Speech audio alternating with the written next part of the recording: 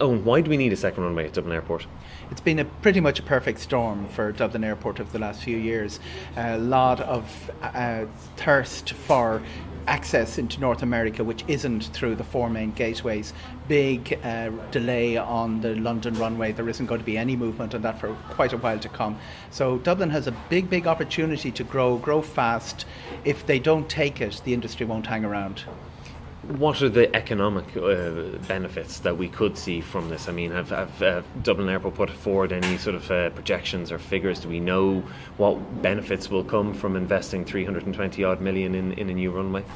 The investment comes at different levels. It comes straight back into the airport itself.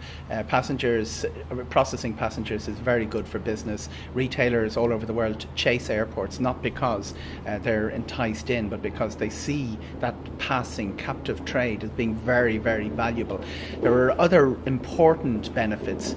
A lot of the airports in the world which are stopover airports aren't regarded as places where you would hang around and go to the city or go to the country. Ireland's brand is very strong. We tend to show up in the top 10 wanna-do lists, especially in America, the list published by the Lonely Planets of the world. Ireland is one of those places people want to go. If we have a stopover airport, which is one of the big gateways into Europe, and really we're going to be looking at number 5 as number 5 gateway into Europe from North America, it will bring enormous benefits, the length and breadth of the country, from the smallest B&Bs to the west, to the big retailers and the entertainment venues of the city centre. Residents fighting airports over expansion plans, over new runways and so on and so forth. You were saying there it's not something that's limited to Ireland, it is an international situation, and in those cases, how best do you find a resolution? Airports have been very Airports have been very slipshod in the way they've dealt with residents around the world.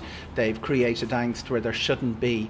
The industry is moving towards quieter aircraft and better managed aircraft, with improvements in the aviation management and air traffic control, things like that.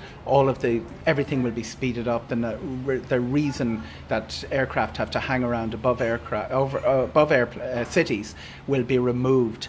Now, all of that is happening, and residents are probably prepared to give a little bit more, but we have seen some pretty big impasses internationally. We have some major international airports that are curfewed, and it's really important that the residents and Dublin Airport get their act together on this, because some of the conditions, if they are implemented, could end up with fewer opportunities for movements at the crucial time for Dublin Airport. Some of the major internationals in the airports have 6-7 waves a day.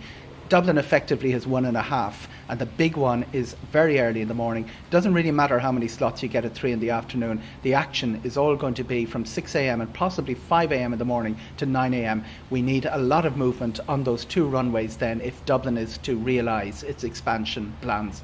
So do you feel that both sides need to give a little here? Both sides need to show compromise? Reassurance is probably more important than compromise from Dublin Airport side, and the confidence of residents that everybody is in this, the community is in this. Airports are noisy, that's not going to go away. What is happening is that they are slightly less noisy than they used to be, and we do not need